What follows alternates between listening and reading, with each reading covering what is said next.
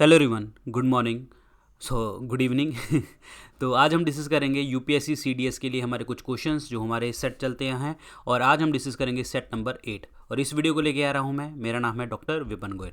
बढ़ते हैं आगे बढ़ने से पहले आपको बता दूं, आप मुझे डिफरेंट सोशल मीडिया के ऊपर फॉलो कर सकते हैं। टेलीग्राम चैनल के ऊपर आपको 100% यहाँ पे फॉलो करना है, क्योंकि यहाँ पे मेरे साथ जो है 1,38,000 प्लस बच्चे जुड़े हुए हैं, तो आप भी आके जुड़ सकते हैं। सारे लेक्चर पीडीएफ वगैरह यहाँ पे शेयर किए जाते हैं। और इंस्टाग्राम के ऊपर आप मुझे फॉलो कर सकते हैं डॉक्टर विपिन गोयल के नाम से। और मेरे 2 पेड कोर्सेज आते हैं। The one is the 10,000 MCQ course, जिसके अंदर हम चैप्टर वाइज जो है MCQ डिस्कस करते हैं।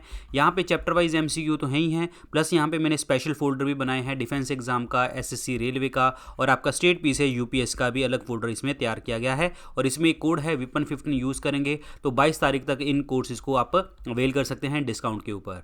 GS कोर्स जो है पूरा का पूरा जो है हमारा पूरा थियरी कोर्स है, आप देख सकते हैं। अब आप इन कोर्सेज को परचेज कहाँ से कर पाएंगे? 2 जगह से। स्टडी IQ ऐप के ऊपर भी कर सकते हैं आप लोग, ठीक है, स्टडी IQ ऐप पे, और या फिर आप कर सकते हैं वेबसाइट से studyIQ.com। जैसे आप इसको ओपन करते हैं आपको स्क्रीन के ऊपर नजर आएगा यहाँ पे होम पेज, यहाँ पे आपको दिखेगा बेस्ट सेलिंग कोर्सेज, यहाँ पे व्यू ऑल का बटन, इस दबाना व्यू ऑल के बटन को। 10,000 MCQ कोर्स आपको नजर आएगा 3रे नंबर के ऊपर, और GS कोर्स आपको नजर आएगा 4थे नंबर के ऊपर। जो भी कोर्सेज अच्छे लगे परचेज कर सकते हैं। कोई डाउट हो इंस्टाग्राम के ऊपर आप डायरेक्ट मैसेज करके पूछ सकते हैं। तो start with the first question देखिए जी, क्या कहता है? The president of India is elected by. देखिए राष्ट्रपति जो होते हैं वो इलेक्टेड कैसे होते हैं? हमारे जो राष्ट्रपति हैं उनका जो चुनाव है वो किस तरीके से होता है? आर्टिकल 54 में लिखा गया है। इनडायरेक्ट मेथड से किया जाता है, अप्रत्यक्ष तरीके से, क्योंकि जो है आपके चुने हुए लोग वोट करते हैं। और वो कौन कौन से? Elected people of Lok Sabha, elected people of Rajya Sabha, और elected people of state legislative assembly. और 2 आपकी जो हैं यूनियन टेरिटरीज, जिसमें दिल्ली और पुडुचेरी, जो 70th अमेंडमेंट एक्ट 1992 द्वारा जो है ऐड किए गए थे हमारे राष्ट्रपति के इलेक्शन में। तो लोकसभा राज्यसभा को मैं पार्लियामेंट भी लिख सकता हूँ, स्टेट लेजिस्लेटिव असेंबली को मैं विधानसभा भी लिख सकता हूँ। लेकिन इसमें पार्टिसिपेट कौन नहीं करता? नॉमिनेटेड मेंबर वोट नहीं कर सकते, जो मनोनीत किए लोग होते हैं। ना ही स्टेट लेजिस्लेटिव काउंसिल, जिसे हम क्या कहते हैं विधान परिषद, ये वोट नहीं कर सकती। तो सिर्फ यही वोट करते हैं। तो यहाँ पे देखिए जी, आपको इस क्वेश्चन का जो आंसर बनेगा वो क्या बनेगा? कौन लोग जो है वोट करते हैं? By the 2 houses of parliament at a joint sitting, ये गलत है। ज्वाइंट सिटिंग जो है राष्ट्रपति बुलाता है, और चेयरमैन होता है आपका लोकसभा स्पीकर, आर्टिकल 108 में लिखा हुआ है। इलेक्टेड बाय द पीपल, गलत बात है, इलेक्टेड बाय पीपल नहीं होता। By the member of the Lok Sabha, नहीं, लोकसभा अकेले द्वारा नहीं। By the electoral college consisted of the elected member of the parliament and the state legislative assembly, ये आपका पॉइंट बिल्कुल सही है। तो आंसर इसमें क्या बनेगा? D option is the correct answer, D option. यहाँ पे देखिए जी, आपका राष्ट्रपति का इलेक्शन वही जो चीज़ मैंने आपको बताई है, मेंबर्स ऑफ लोकसभा राज्यसभा, लेकिन चुने हुए लोग, elected people, member of state legislative assembly, यानी कि आपके जो इलेक्टेड पीपल हैं, दिल्ली और पुडुचेरी के आपके मेंबर्स वोट करते हैं यहाँ पे, MLAs वगैरह। अगला क्वेश्चन देखिए जी, क्या कहता है? Who declared his motto, no religion, no caste and no god for mankind. किस पर्सन ने ये अपना मोटो बताया था कि कोई धर्म नहीं है, कोई कास्ट नहीं है, कोई गॉड नहीं है, फॉर द मैनकाइंड, यानी कि मानव जाति के लिए कोई भी भगवान नहीं है, कोई धर्म, कोई जाति, ऐसा कुछ भी नहीं है। तो ये वर्ड किसके थे? ये वर्ड थे श्री नारायण गुरु के। आंसर इसमें क्या बनेगा? 4th ऑप्शन बनेगा right answer. Shri Narayan Guru is the correct answer, D option is the right one, very very important. Shri Narayan गुरु जो हैं, इनका जो जन्म हुआ है वो आपका तिरुवनंतपुरम, जो पहले था आपका त्रवणकोर, ब्रिटिश इंडिया के अंदर देखने को आपको मिला था। Answer is D option is the correct answer. Ramaswamy Naicker, EV Ramaswamy Naicker जो हैं, इन्होंने तमिलनाडु के अंदर जो है स्टार्ट किया था 1925 में self respect movement. This is very important, self respect movement, ठीक है, सेल्फ रिस्पेक्ट मूवमेंट इन्होंने स्टार्ट कराई थी, जिसके अंदर जो है ये equal rights, backward classes, women society और द्रविडियन लैंग्वेजेस के अंदर जो है रिवाइटलाइजेशन, तेलुगु, तमिल, कन्नड़, मलयालम भाषाओं के अंदर जो है रिवाइटलाइजेशन, इन्होंने वर्ड यूज़ किया था रामास्वामी नायकर जी ने। रामास्वामी नायकर जी ने जो है 2 पैम्फलेट भी डाले थे। 2 पैम्फलेट्स का नाम क्या था? डेट इज नामथु कुरिकोल, ठीक है, ये याद रखना है, कुरिकोल, दिस इज इंपॉर्टेंट वन, ठीक है। और आपका था तीरावत्तिकल्ला, इट्स कॉल्ड तीरावत्तका लाका लातेयम, ठीक है। ये 2 पैम्फलेट किसके थे? EV रामास्वामी नायकर जी के टाइटल थे। फिर है ज्योतिबा फूले जी, इन्होंने स्टार्ट किया था सत्याशोधक समाज, इन्होंने स्टार्ट किया था महाराष्ट्र में, जो विमेन एजुकेशन के ऊपर ब्राह्मणिज्म के अगेंस्ट है ये, ठीक है। और ये जो है इनको ज्योतिबा फूले जी को जो है महात्मा का टाइटल मिला था। महात्मा का टाइटल किसने दिया था? विठल राव कृष्णा जी ने दिया था। विठल राव कृष्णा जी ने इनको टाइटल दिया था, महात्मा का टाइटल दिया था। और दूसरी बात ये है कि इसके फेवरेट जो है इनकी बुक्स थी वो कौन सी, जैसे कि गुलामगिरी, बड़ा इंपॉर्टेंट क्वेश्चन है। गुलामगिरी, तृतीया रत्ना, ये पुस्तकें किसकी हैं? ये सत्यशोधक समाज के founder that is Jyotiba Phule ji की। इनकी वाइफ हैं सावित्रीबाई फूले, उन्होंने भी विमेन एजुकेशन के लिए बहुत ज़्यादा काम किया है। ये उसके बाद है शारदन अय्यप्पन, ये जो हैं ये बहुत अच्छे से जो फॉलो करते हैं वो किसको? दैट इज श्री नारायण गुरु जी को फॉलो करते हैं। तो इस क्वेश्चन का आंसर इसमें क्या बनेगा? फोर्थ ऑप्शन बनेगा, Narayana Guru is the correct answer. Narayana Guru, ये है नारायण गुरु जी। अगला देखिए जी, chemical name of Dettol is, Dettol का जो केमिकल नेम है वो क्या होता है? तो उनका नाम होता है दैट इज क्लोरीजाइलिनॉल। आंसर इसमें सी ऑप्शन बनेगा राइट आंसर।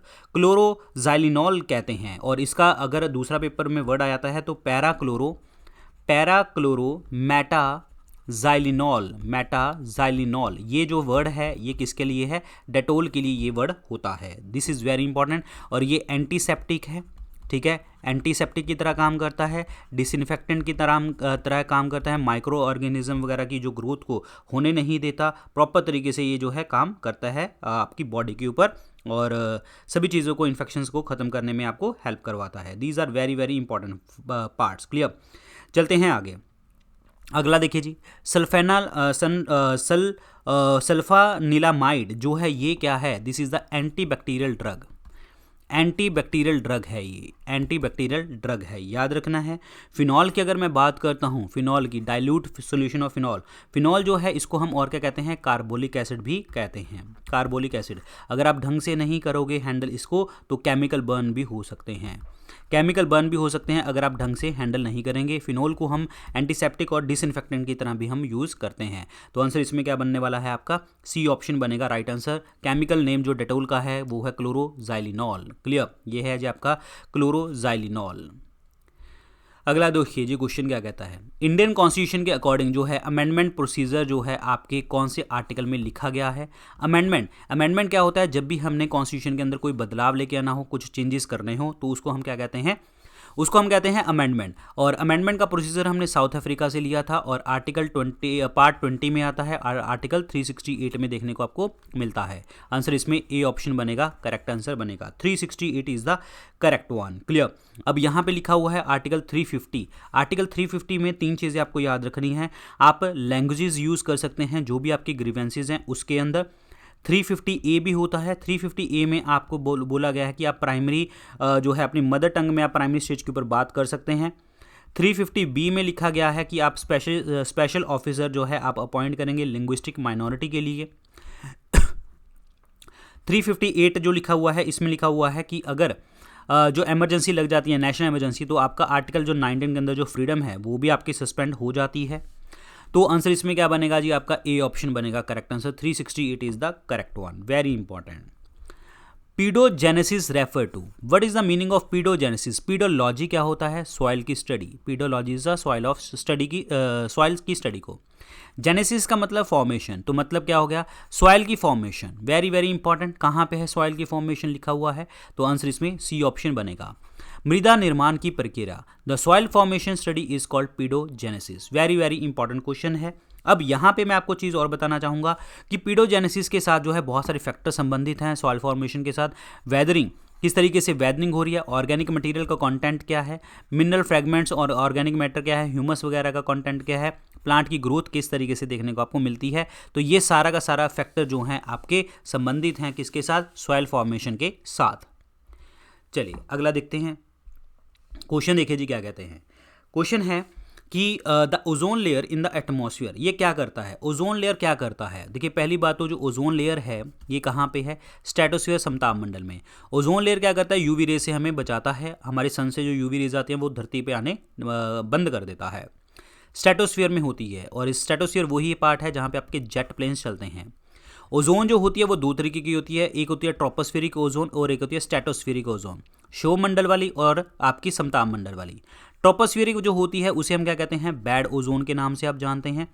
स्ट्रेटोस्फेरिक वाली जो होती है उसे हम क्या कहते हैं, गुड ओजोन के नाम से हम जानते हैं। अब जो बैड ओजोन है वो क्या करती है कि जैसे धुआं वगैरह होता है यहाँ पे आके जम जाता है, जो बाद में एसिड रेन बना लेता है, जो बाद में एसिड रेन का कॉन्सेप्ट बनाता है। जैसे कि फॉर एग्जांपल अगर मैं बात करूँ एसिड रेन की, सल्फ्यूरिक एसिड प्लस HNO3 ये बन सकता है, ठीक है, नाइट्रिक एसिड और सल्फ्यूरिक एसिड, या फिर आपका सल्फर डाइऑक्साइड और नाइट्रोजन डाइऑक्साइड। क्लियर, ये बनाता है बैड ओजोन में। स्ट्रेटोस्फीयर गुड ओजोन में क्या है, आपका यूवी रे से हमें बचाती है। तो इसका मतलब it protect the life from the that is ultraviolet radiation. और ओजोन जो है आपकी ग्रीन हाउस इफेक्ट भी शो करती है। ग्रीन हाउस गैसेज हैं, 6 ग्रीन हाउस गैसेज हैं, कार्बन डाइऑक्साइड है, मीथेन है, सल्फर हेक्साफ्लोराइड है, परफ्लोरोकार्बन है, हाइड्रोफ्लोरोकार्बन है एंड जो है नाइट्रस ऑक्साइड है, N2O है। लेकिन ग्रीन हाउस इफेक्ट इसके अलावा ये तो 6 तो करते ही करते हैं, जैसे इंफ्रारेड रेज हैं वो करती हैं, ठीक है, और आपका ओजोन करती है, वाटर वेपर करते हैं, तो ये जो है आपका ग्रीन हाउस इफेक्ट भी शो करते हैं। आंसर इसमें सी ऑप्शन बनेगा, करेक्ट आंसर बनेगा सी ऑप्शन। चलते हैं जी आगे की क्वेश्चन की तरफ। यहाँ पे देख लो, ठीक है, ट्रोपोस्फियर है, यहाँ पे आपके जितने भी वेदर फिनोमिनाज होते हैं वो देखने को मिलते हैं। स्ट्रेटोस्फियर है आपका समदाब मंडल, जहाँ पे आपके जेट प्लेन्स चलते हैं, ओजोन लेयर बीच में होती है। म्यूजोस्फियर सबसे कोल्डेस्ट लेयर होती है और थर्मोस्फियर सबसे हॉटेस्ट लेयर होती है। यहाँ पे आपके जो है सैटेलाइट वगैरह देखने को आपको मिलते हैं यहाँ पे, और एक्सोस्फियर जो आपकी स्पेस वाला पार्ट आता है। अगला क्वेश्चन देखिए, after the Kabir's death his tomb was built in. देखिए जी, कबीर जी जो हैं ये पहले तो भक्ति संत हैं, और भक्ति संत हैं, और इनका जो चीज़ें हैं, इनके जो कथन हैं वो आपके गुरु ग्रंथ साहिब सिखों के स्क्रिप्चर में भी मिलते हैं, और बहुत बड़े जो है भक्ति संत हैं। और जो इनके जो लीडर हैं, भक्ति लीडर हैं रामानंद जी, उनको बड़े फॉलो करते हैं, उनसे बड़े इन्फ्लुएंस हुए हैं। कबीर जी का जन्म वाराणसी में हुआ, और जो डेथ हुई इनका, और वहाँ पे इनका टॉम है that is in the Maghar. Answer इसमें बी ऑप्शन बनेगा, और ये भी कहाँ पे है, यूपी के अंदर देखने को मिलता है। कबीर जी की बात करते हैं तो कबीर जी जो हैं ये क्या करते थे, ये कोई भी रिलीजियस डिस्क्रिमिनेशन में बिलीव नहीं करते थे, धर्म के आधार पे कोई भी डिस्क्रिमिनेशन करी जाए, और सभी धर्मों द्वारा एक्सेप्ट किया जाता था कबीर जी को।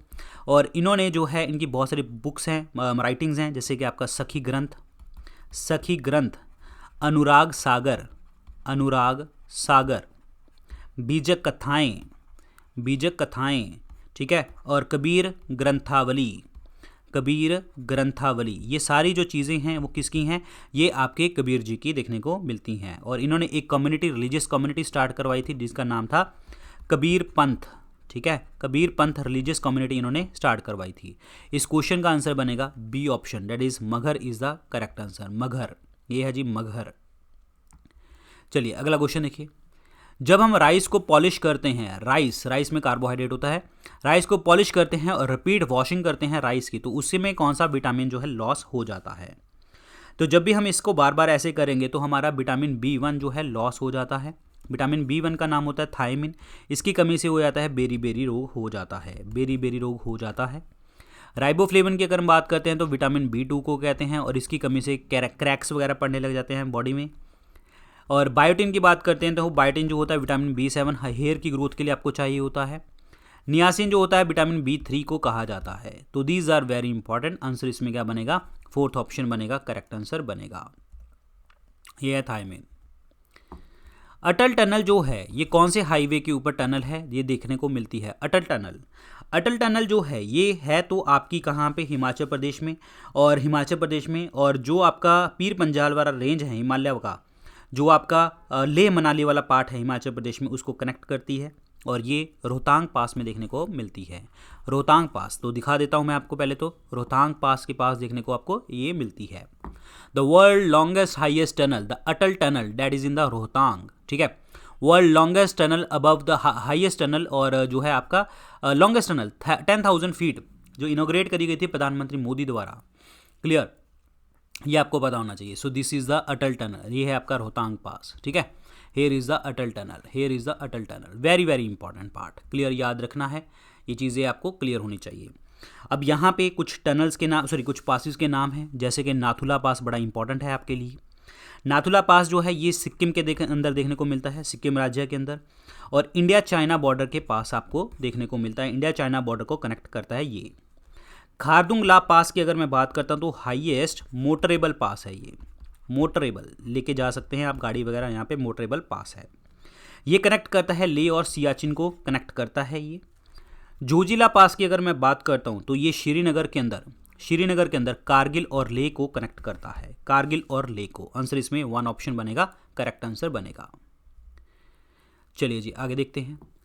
Idea of constitution assembly was first conceived bye, कि हाँ हमारा संविधान होना चाहिए, असेंबली होनी चाहिए, ये पहली बार आइडिया किसने दिया था? एम एन रॉय जी ने दिया था 1934 में। एम एन रॉय जो हैं महेंद्र नाथ रॉय हैं। एम एन रॉय जी की पार्टी थी CPI, communist party of India, जो इन्होंने 1920 के आसपास ताशकंद उज्बेकिस्तान में बनवाई थी। इंडिया में 1925 में आई थी आपकी सीपीआई पार्टी, याद रखना है। फिर उसके बाद हमारी जो एम एन रॉय जी ने तो दे दिया, फिर उसके बाद 35 में आईएनसी ने बोला कि हमें असेंबली चाहिए। 1940 में अगस्त ऑफर जो है पहला अंग्रेजों का ऑफर था, जो इन्होंने बोला था कि हाँ हम आपका संविधान बना के देंगे। फिर 42 में आपका क्रिप्स प्रपोजल फेल, 1942 में फेल हो गया। 45 में bevel plan again fail.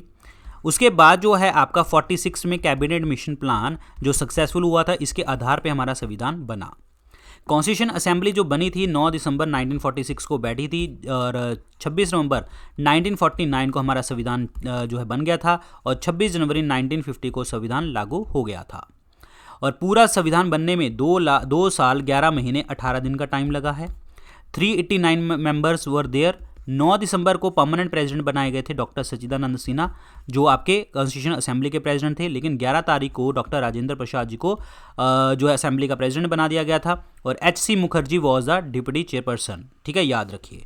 So answer इसमें क्या बनेगा? ए ऑप्शन बनेगा। जवाहरलाल नेहरू 1938 के अंदर जो है इन्होंने प्लानिंग कमेटी के जो है प्रेसिडेंट बने थे। 1922 में गांधी जी ने जो है चोरा चोरी हत्याकांड के बाद जो है अपना नॉन कोऑपरेशन मूवमेंट वापस ले लिया था। 36 के अंदर जो है ऑल इंडिया किसान सभा बैठी थी, डेट इज ऑल इंडिया किसान सभा बनी थी शाहजहानंद सरस्वती की अंतर्गत में और लखनऊ में बनी थी। तो ये याद रखना है, आंसर इसमें 1 ऑप्शन बनेगा, करेक्ट आंसर बनेगा एम एन रॉय जी। पॉलिटिकल इक्वालिटी का मतलब क्या होता है? राजनीतिक जो है समानता का मतलब क्या होता है? तो पहले तो आपको दिखाता हूं मैं इसका मतलब क्या होता है। पॉलिटिकल जो होती है आपकी इक्वालिटी, इस वर्ड का मतलब होता है क्या? Freedom of speech, democracy, freedom, equality, voting rights, these are the political equality, जिसमें सारे सिटीजन्स को इक्वल एक्सेस होती है सिमिलर पॉलिटिकल राइट्स की। ठीक है, जिसके अंदर हम वोट दे सकते हैं, हम इलेक्शन को कंटेस्ट कर सकते हैं और हमारी एक पॉलिटिकल ओपिनियन हो सकती है, क्रिटिसाइज कर सकते हैं गवर्नमेंट को और एक्टिवली पार्टिसिपेट कर सकते हैं गवर्नेंस करने के अंदर, पार्टिसिपेट कर सकते हैं। This is called political equality. अब देखते हैं ऑप्शन में। Every citizen should be given a chance to work in the government turn by turn, गलत। Should be a member of any political party, गलत। Right to vote and contest elections, ये बिल्कुल सही है। Should be given political education, गलत। तो answer इसमें क्या बनेगा? थर्ड ऑप्शन बनेगा right answer. Third option is the correct answer, third option. Sardar Sarovar project जो है ये कौन सी रिवर के ऊपर देखने को मिलता है? सरदार सरोवर प्रोजेक्ट, ये फाउंडेशन स्टोन रखा था जवाहरलाल नेहरू जी ने 1961 में। फिर उसके बाद सरदार सरोवर प्रोजेक्ट बना आगे, तो ये नर्मदा रिवर के ऊपर देखने को आपको मिलता है। आंसर इसमें सी ऑप्शन बनेगा, करेक्ट आंसर बनेगा। Here is the Narmada river, here is the Sardar Sarovar dam, here is the Sardar Sarovar dam, याद रखिए, इंपॉर्टेंट है।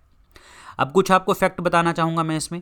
नर्मदा रिवर की बारे में बात करते हैं तो नर्मदा रिवर जो है अमरकांतक प्लेटू से स्टार्ट होती है और हमारे इंडिया को नॉर्थ इंडिया और साउथ इंडिया में डिवाइड करती है। नर्मदा रिवर जो है रिफ्ट वैली से फ्लो करती है आपकी विंध्यास और सतपुड़ा के बीच में। ठीक है, और ये आपकी जो है मार्बल फॉल बनाती है जबलपुर के अंदर मार्बल फॉल बनाती है, धुआंधार फॉल बनाती है। ठीक है, नर्मदा रिवर गिर जाती है अरब सागर के अंदर और जो है ये बनाती है एश्वरी, और एश्वरी 4 नदियाँ बनाती हैं, नर्मदा, ताप्ती और माही और साबरमती, 4 नदियाँ बनाती हैं। ताप्ती भी बिल्कुल पैरेलली चलती है नर्मदा के। Answer is C option. Godavari की बात करते हैं तो आपका जो है ये त्र्यंबकेश्वर प्लेटू से स्टार्ट होती है, साउथ इंडिया की सबसे बड़ी नदी है, पेनिनसुलर इंडिया की सबसे बड़ी नदी है। पोलावरम प्रोजेक्ट है आपका इस रिवर के ऊपर, that is in the Andhra Pradesh. Kaleshwaram project है आपका, that is in the Telangana. Krishna की बात करते हैं, नागार्जुना सागर डैम है यहाँ पे और श्रीशैलम सागर डैम है। कृष्णा रिवर जो है महाबलेश्वर से स्टार्ट होती है, कृष्णा गोदावरी डेल्टा बनाती है अंडमान निकोबार आंध्र प्रदेश में, और कृष्णा गोदावरी के बीच में एक लेक बहती है, that is called Kolleru lake. Krishna river के ऊपर एक शहर है विजयवाड़ा, याद रखना है, विजयवाड़ा का शहर है। तो इस क्वेश्चन का answer is C option is the correct answer. अगला देखो, हाईएस्ट प्लेटू जो है वर्ल्ड का क्या है? हाईएस्ट प्लेटू इन द वर्ल्ड, ठीक है, ये याद रखना है। ये जो सिंपल सा क्वेश्चन है, इसके हम रूफ ऑफ द वर्ल्ड भी कहते हैं, that is called Tibetan plateau. Roof of the world भी इसको कहा जाता है, roof of the world, clear, छत। और ये माउंट एवरेस्ट की बात करें, K2 की बात करें तो ठीक है, इसके सराउंडिंग में है, आपके तिब्बतन प्लेटू के सराउंडिंग में देखने को मिलती हैं। और लोकेशन इनकी क्या है? सेंट्रल एशिया, ठीक है, इनकी लोकेशन है। This is very very important part, clear. Colorado प्लेटू लिखा हुआ है यहाँ पे। कोलोराडो प्लेटू जो है ये आपका यूएस के अंदर देखने को मिलता है। रॉकी माउंटेन्स के साथ जो है ये घिरा होता है, रॉकी माउंटेन्स जो आपकी नॉर्थ अमेरिका में देखने को मिलती हैं, रॉकी माउंटेन्स वगैरह से ये घिरा हुआ है। This is very important part, clear. Deccan प्लेटू की बात करें, डेक्कन प्लेटू जो है ये इंडिया में देखने को मिलता है, और ये लार्जेस्ट प्लेटू है इंडिया के अंदर। ये देखने को मिलता है between the Western Ghat and the Eastern Ghat के बीच में, वेस्टर्न घाट और ईस्टर्न घाट के बीच में देखने को मिलता है डेक्कन प्लेटू। वॉल्केनिक होता है, वॉल्केनिक ओरिजिन देखने को मिलता है। फिर लिखा हुआ है यहाँ पे बोलिवियन प्लेटू जो है बोलीविया के पास, पेरू और बोलीविया के बीच में देखने को मिलता है। और ये आपका इंटरमोंटेन प्लेटू है। इंटरमोंटेन का मतलब between the two mountains intermontane plateau है। टिन रिजर्व बहुत सारे हैं यहाँ पे, टिन रिजर्व बहुत सारे देखने को मिलते हैं। आंसर इसमें B option, Tibetan plateau is the correct answer, Tibetan plateau. Pure gold has specific gravity of, pure gold के पास जो स्पेसिफिक ग्रेविटी है वो कितनी होती है? Pure gold has specific gravity of 19। ये याद करने वाला क्वेश्चन है, 19 बस याद करिए, 19 होती है। ये क्वेश्चन याद करने वाला है, यहाँ पे कुछ मैंने ग्रेविटीज लिख दी हैं, याद कर लीजिए। कॉपर की 8.96 है, गोल्ड की AU की 19.30 हुआ, ये क्वेश्चन था।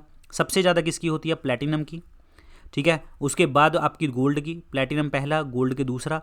थर्ड नंबर पे आता है आपका पैलेडियम, थर्ड हो गया, ठीक है। और चौथे नंबर पे आता है आपका लेड, ठीक है, याद रखिए ये आपकी ग्रेविटीज के ऊपर क्वेश्चन आ जाते हैं। वाइट रेवोल्यूशन जो है ये किसके साथ संबंधित है? वाइट रेवोल्यूशन की बात करें 1970 में, ऑपरेशन फ्लड की बात करें तो ये मिल्क प्रोडक्शन के साथ संबंधित है। मिल्क में दो चीज़ें नहीं होती, विटामिन सी नहीं होता और आयरन नहीं होता। आंसर इसमें बी ऑप्शन बनेगा। और इसके जनक कौन है? डॉक्टर वर्गीस क्यूरियन, याद रखिए। वीट के लिए बात करता हूँ, गेहूं के लिए बात करता हूँ। ग्रीन रेवोल्यूशन आया था, green revolution high yielding variety के कारण हमारे देश में आए थे।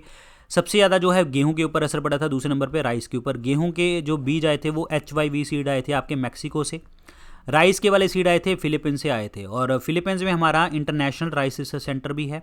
इंडिया में कटक में है रिसर्च सेंटर जो आपका राइस के लिए है। और हमारा जो डेट इज़ गोल्डन राइस जाती है, मनीला जाती है गोल्डन राइस, जिसमें विटामिन A कंटेंट बहुत ज़्यादा देखने को आपको मिलता है। और ग्रीन रेवोल्यूशन टर्म किसने दी थी? विलियम गैड ने दी थी। और ग्रीन रेवोल्यूशन के जनक जो है नॉर्मन बोरलॉग हैं। हमारे देश में भारत में है MS स्वामीनाथन जी। मीट की बात करें तो ये रेड रेवोल्यूशन देखने को आपको मिलता है। फिश की बात करें तो ब्लू रेवोल्यूशन आपको देखने को मिलता है। येलो की अगर हम बात करते हैं तो ऑयल सीड्स की बात आ जाती है। ग्रे की अगर हम बात करते हैं तो आपके फर्टिलाइजर्स के ऊपर बात करी जाती है। पेट्रोलियम प्रोडक्ट्स की बात करते हैं तो ब्लैक रेवोल्यूशन देखने को आपको यहाँ पे मिलता है। और गोल्डन फाइबर की बात करते हैं तो वो आपका जूट प्रोडक्शन के लिए है। गोल्डन फाइबर की रेवोल्यूशन की बात करते हैं हॉर्टिकल्चर, बागवानी के लिए। सिल्वर रेवोल्यूशन की बात करें तो एग के लिए, लेकिन सिल्वर फाइबर की बात करें तो कॉटन के लिए देखने को आपको मिल जाता है। तो these are very important facts, clear. Answer इसमें क्या बनने वाला है? आपका बी ऑप्शन बनेगा right answer. Milk is the correct answer, milk, doctor Verghese Kurien. National income जो है भारत के अंदर जो है किसके द्वारा एस्टिमेट करी जाती है? भारत में किसके द्वारा एस्टिमेट करी जाती है आपकी? That is national income. National income जो है हम और क्या कहते हैं? NNP एट फैक्टर कॉस्ट कहा जाता है, net national product at factor cost, ठीक है। और नेशनल इनकम को कैलकुलेट करता है CSO, central statistical organisation. Answer इसमें डी ऑप्शन बनेगा। हमारे 3 मेथड होते हैं नेशनल इनकम को कैलकुलेट करने के लिए। इनकम मेथड होता है, प्रोडक्शन मेथड होता है जिसे आप आउटपुट मेथड भी कहते हैं, वैल्यू एडेड मेथड भी आप कहते हैं, और आपका एक्सपेंडिचर मेथड भी होता है। तीनों के तीनों बड़े इंपॉर्टेंट है, लेकिन इंडिया सबसे ज़्यादा फॉलो करता है प्रोडक्शन मेथड। ये याद रखना, प्रोडक्शन मेथड, आउटपुट मेथड और वैल्यू एडेड मेथड। आंसर इसमें डी ऑप्शन बनेगा, करेक्ट आंसर बनेगा। इंडियन स्टैटिस्टिकल इंस्टीट्यूट जो है कोलकाता के अंदर है, ये बनाया था किसने, पीसी महलनोबिस जी ने। पीसी महलनोबिस जी की बर्थ एनिवर्सरी होती है 29 जून को, जिसके अकॉर्डिंग हम मनाते हैं नेशनल स्टैटिस्टिकल डे सेलिब्रेट किया जाता है। और ये वही पर्सन है जिन्होंने सेकंड 5 ईयर प्लान के बारे में बताया था, नेहरू महलनोबिस प्लान, जो इंडस्ट्री के ऊपर बेस्ड था 56 से 61, ठीक है। और आपकी जो है भिलाई राउरकेला और जो है दुर्गापुर में आयरन एंड स्टील प्लांट खुले थे। भिलाई जो है छत्तीसगढ़ में है और ये खुला था यूएसएसआर की मदद से। राउरकेला जो है उड़ीसा में है, ये खुला था आपका वेस्ट जर्मनी की मदद से। दुर्गापुर वेस्ट बंगाल में है, ये खुला था ब्रिटेन की मदद से। तो these are very important. Finance commission article 280, जिसमें आपका काम क्या होता है, सेंटर और स्टेट के बीच में पैसों का डिवीजन, यानी कि टैक्स का डिवीजन, ग्रांट्स का डिवीजन इन्होंने करना होता है। प्लानिंग कमीशन पहले बना था 15 मार्च 1950 को, अब इसका जो नाम है नीति आयोग कर दिया गया है, NITI Aayog, that is national institution for transforming India, 1 जनवरी 2015 को। और अभी हमारे देश का ये थिंक टैंक है। और नीति आयोग जो है पॉवर्टी एस्टिमेशन करवाता है, याद रखना। आंसर इसमें डी ऑप्शन बनेगा, करेक्ट आंसर बनेगा। तो यहाँ पे देखिए जी, CSO के बारे में बात करते हैं, ये वही चीज़ है जी आपका जो हमने बात करी है। What is the not which is not a source of the production, production के लिए कौन सा सोर्स नहीं होता। 4 फैक्टर्स ऑफ प्रोडक्शन होते हैं, लैंड, लेबर, कैपिटल, एंटरप्रेन्योरशिप। तो लैंड तो है यहाँ पे, एनर्जी रिसीव फ्रॉम सन ये नहीं है, लेबर भी है यहाँ पे, कैपिटल भी है यहाँ पे। आंसर इसमें बी ऑप्शन बनेगा, right answer. B option is the correct answer. Very important question है, लैंड, लेबर, कैपिटल और एंटरप्रेन्योरशिप हमें चाहिए होती है, वेरी वेरी इंपॉर्टेंट। क्लियर। अगर मैं बात करता हूँ लैंड से, तो लैंड से मुझे मिलता है आपके लैंड की बात करूं, जैसे कि फॉर एग्जांपल रेंट वगैरह मेरे को यहाँ से मिलेगा, ठीक है। रेंट वगैरह, फॉरेस्ट, रिवर्स, माइंस एट्सेट्रा, जो ये फ्री गिफ्ट होते हैं नेचर के। लेबर की बात करते हैं तो लेबर आपकी वेजेस लेगी, ठीक है, वेजेस लेगी। एंटरप्रेन्योर क्या खाएंगे, प्रॉफिट खाएंगे। और कैपिटल से क्या आएगा, इंटरेस्ट आएगा आपका। तो ये आपको याद रखना है। आंसर इसमें बी ऑप्शन बनेगा, करेक्ट आंसर बनेगा। अगला क्वेश्चन देखिए, ये मैच ऑफ द फॉलोइंग में लगाना है आपको कि मैच ऑफ द फॉलोइंग में कौन कौन सी ट्रीटीज़ किसके साथ संबंधित हैं। तो ट्रीटी ऑफ इलाहाबाद की अगर हम बात करते हैं तो इलाहाबाद की ट्रीटी साइन हुई थी 1765 में, जब आपका बैटल ऑफ बक्सर लड़ाई गई थी। तो ये बनेगा 4th ऑप्शन। ट्रीटी ऑफ एक्सलैच-चैपल जो फ्रांस और ब्रिटेन के अंदर देखने को मिली थी, ये आपको मिली थी, दैट इज़ द 1748, जब आपका ऑस्ट्रियन वॉर ऑफ जो सक्सेशन है वो ख़त्म किया गया था। ये कैप्चर ऑफ मद्रास ये आया था 1746 के अंदर कैप्चर किया गया था। ऑस्ट्रियन वॉर ऑफ जो है सक्सेशन था ये। 2 डुप्लेक्स डिसमिसल ये बनेगा 1। 4 3 2 1 बनेगा, कहाँ पे है ये ऑप्शन, ये है only 2 option. 4 3 2 1 is the correct answer, 2 option is the right one. अगला देखिए जी, क्वेश्चन देखिए जी, कुछ आपके लिस्ट हैं कि हाँ लिस्ट 1 लिस्ट 2 है, तो आपको बताना है कि लिस्ट 1 और लिस्ट 2 में क्या आंसर बनेगा। इंडियन एसोसिएशन की अगर हम बात करते हैं, इंडियन एसोसिएशन की, तो ये सुरेंद्र नाथ बनर्जी और आनंद मोहन बोस जी ने स्टार्ट करी थी, ये बनेगा 2nd ऑप्शन। पूना सार्वजनिक सभा ये गोविंद जी रनाडे जी ने करी थी, ये बनेगा 3rd option. Bombay presidency Firoz Shah Mehta, बिल्कुल 4th ऑप्शन। मद्रास महाजन सभा ये आनंद चरलू, 1 ऑप्शन। 2 3 4 1, तो आंसर इसमें 1 ऑप्शन बनेगा। 2 3 4 1 is the correct answer. Answer इसमें 1 option is the correct one, very important. So guys ये हैं आज के लेक्चर के अंदर क्वेश्चन। लेक्चर अच्छा लगा है तो लाइक कीजिए, शेयर कीजिए। टेलीग्राम चैनल के ऊपर आपको यहाँ पे आप मुझे फॉलो कर सकते हैं, सारी PDF सारे अपडेट्स आपको यहाँ पे मिलते हैं। मेरे साथ यहाँ पे 1,38,000 प्लस बच्चे जुड़े हुए हैं, तो आप भी आके जुड़ सकते हैं। और बाकी आप मुझे इंस्टाग्राम के ऊपर भी फॉलो कर सकते हैं। मेरे 2 पेड कोर्सेज आते हैं, जैसे अभी हमने MCQ डिस्कस किए, ऐसे ही हम चैप्टर वाइज MCQ यहाँ पे डिस्कस करते हैं। यहाँ पे चैप्टर वाइज MCQ तो है ही हैं, प्लस यहाँ पे आपके स्पेशल फोल्डर्स भी मैंने बनाए हैं defence exam, defence exam CDS CPF के लिए, जितने भी UPSC के एग्ज़ाम होते हैं। और आपका UPSC स्टेट PCS का भी यहाँ पे फोल्डर बना हुआ है, EPFO का भी यहाँ पे फोल्डर है। UPSC स्टेट PCS वाले बच्चे वो देखते हैं, SSC रेलवे का भी यहाँ पे फोल्डर बना हुआ है। तो इसमें ये वाला कोड लगाएंगे तो आपको डिस्काउंट मिलेगा 15, जो आपका 22 अप्रैल तक वैलिड है।